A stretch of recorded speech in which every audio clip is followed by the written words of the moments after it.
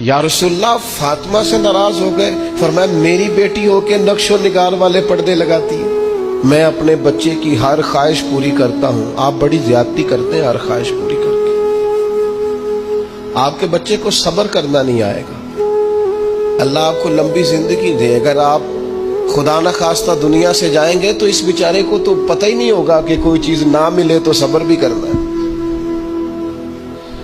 آپ ظلم کر رہے ہیں یہ کہہ کے کہ میں ہر خواہش، تو کچھ خواہشیں پوری نہ کر تاکہ اسے جینا بھی آئے، اسے صبر کرنا بھی آئے، اسے ٹھہرنا بھی آئے۔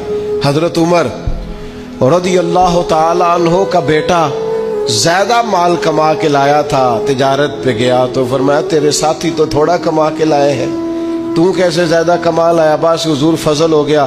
فرمایا وہاں لوگوں کو پتہ چل گیا ہوگا تو عمر کا بیٹا ہے۔ کہ حضور ہاں یہ تو ہے۔ فرمایا جتنا نفع باقی لوگوں کو ہوا اتنا رکھ لے، اور باقی چونکہ تو نے باپ کا نام استعمال کیا ہے وہ مجھے دے، وہ میں مال غنیمت میں جمع کرتا ہوں۔ وہ تو نے باپ کے نام سے کمایا ہے، لہذا یہ احتساب گھر سے جب تک وہ کائنات کی سب سے شانوں والی خاتون، سب سے عزتوں والی بیٹی، کائنات کی ہر بیٹی اس بیٹی کے قدموں پہ قربان کر دوں جس کا نام سیدہ فاطمہ الزہرا ہے رضی اللہ تعالیٰ۔ علی کے گھر کی ہے عزت، یہ علی سے سنتے ہیں، وہ نبی کے گھر کی ہے عزت، یہ نبی سے سنتے ہیں۔ وہ جس نے معزز کیا گھرانے کو، حسین پال کے جس نے دیا زمانے کو۔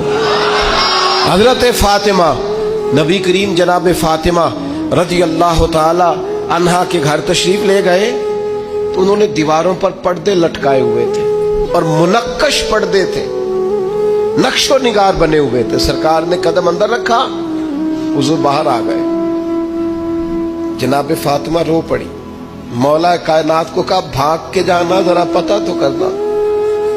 یا رسول اللہ فاطمہ سے ناراض ہو گئے، فرمایا میری بیٹی ہو کے نقش و نگار والے پردے لگاتی ہے، فرمایا میرا اور اس دنیا داری کا کیا جوڑ؟ سیدہ تیرے ہر ادا پہ مائیں قربان ہو جائیں۔ جناب فاطمہ نے فوراً پردے اتارے، اللہ کی راہ میں خیرات کر کے امت کو پیغام دیا، رنگے چمن پسند نہ پھولوں کی بو پسند، ہم کو ہے وہ پسند جسے آئے تو پسند۔ بس یا رسول اللہ جو آپ کو پسند ہے ختم ہو گئی بات۔